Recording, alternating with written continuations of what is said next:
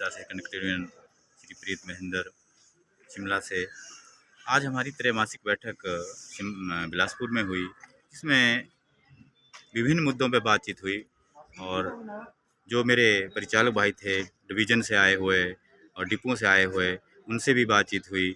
हमारा एक हर 3 महीने बाद जो है एक त्रैमासिक बैठक होती है, उसमें हम डिपुओं में जो भी समस्या आती है, जो भी कुछ वो क्रियाकलाप रहता है, उसके बारे में डिस्कस करते हैं।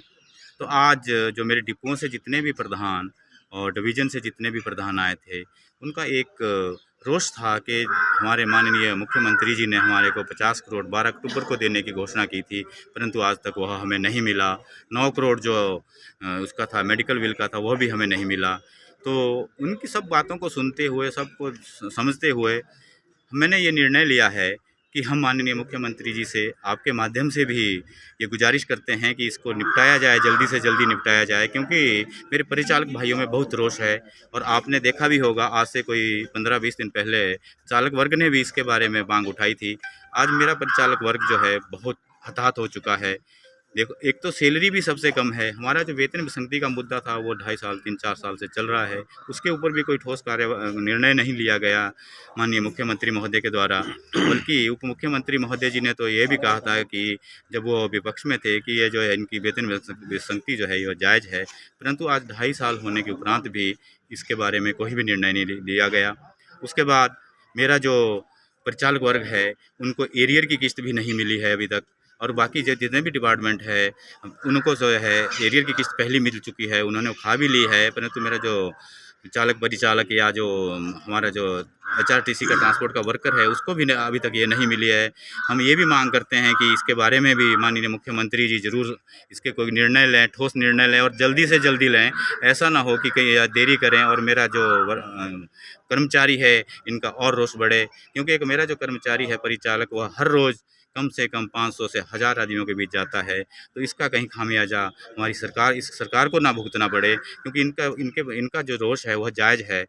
क्योंकि हमारे को जो है अभी तक वेतन विसंगति का भी नहीं हुआ, हमारे को स्केल भी सबसे कम है और हमारे को जो नाइट ओवर टाइम है वह भी नहीं मिल रहा है। 65 महीने से मेरा परिचालक और चालक जो है अपनी जेब से जो है बाहर जाके खर्चा करता है। आज तक इतिहास रहा है हिमाचल में, तो क्या पूरे वर्ल्ड में, कि कोई भी एम्प्लॉय जब बाहर जाता है उसको TADA क्लेम करता है, उसको 65 महीने नहीं लगते।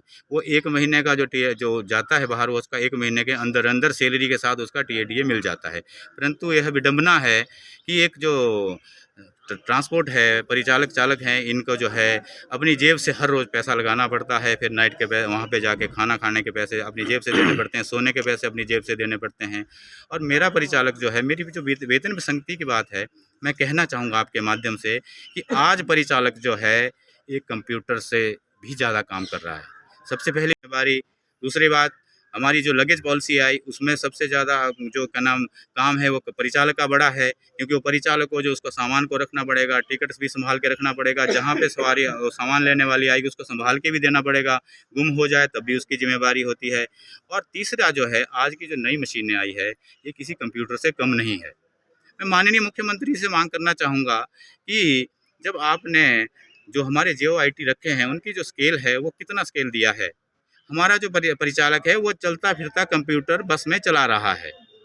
ये जो मशीन है ये चलता फिरता कंप्यूटर है। ये जो है खड़े होके गाड़ी में धक्के लग रहे हैं तब चला रहा है। तो मैं चाहूँगा कि माननीय मुख्यमंत्री महोदय जी, जो हमारी वेतन विसंगति का जो मुद्दा है इसको जल्द से जल्द इसको हल करें। कहीं अन्यथा ऐसा ना हो कि मेरे परिचालक वर्ग किसी बड़े आंदोलन के लिए तैयार हो जाएँ। और मैं आपके माध्यम से ये भी कहना चाहूँगा कि जो हमारी अभी मीटिंग होगी, मेरे बॉडी के जो जितने भी स्टेट बॉडी के पदाधिकारी हैं वो शिमला में 19 तारीख को मिलने जा रहे हैं और हम 20 तारीख को इसके ऊपर कोई ठोस निर्णय लेंगे।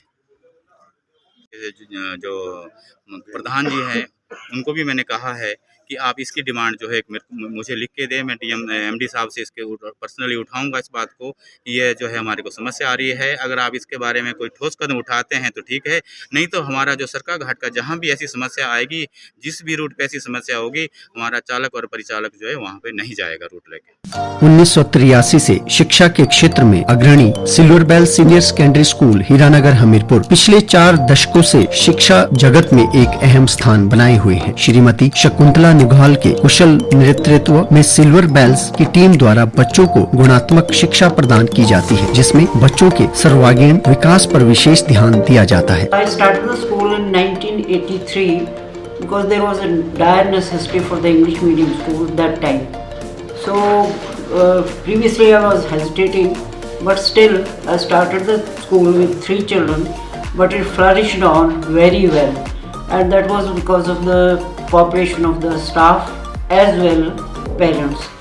They did all the efforts to take the school up and flourish it very well, and we excelled in all the spheres, cultural activities, outdoor activities as well as the education activities. Super magnet group की सहभागिता से silver bell school में दी जाती है बच्चों को विभिन्न प्रतियोगी परीक्षाओं के लिए कोचिंग और नौनिहालों के लिए अत्याधुनिक सुविधा से युक्त बाल वाटिका की सुविधा भी उपलब्ध है। बच्चों के लिए स्कूल द्वारा ट्रांसपोर्ट की सुविधा 15 किलोमीटर के दायरे में दी जा रही है। गौरवमयी अतीत से सुनहरे भविष्य के निर्माण के लिए प्रतिबद्ध सिल्वर बेल्स स्कूल में आज ही अपने बच्चे के लिए सीट बुक करवाएं।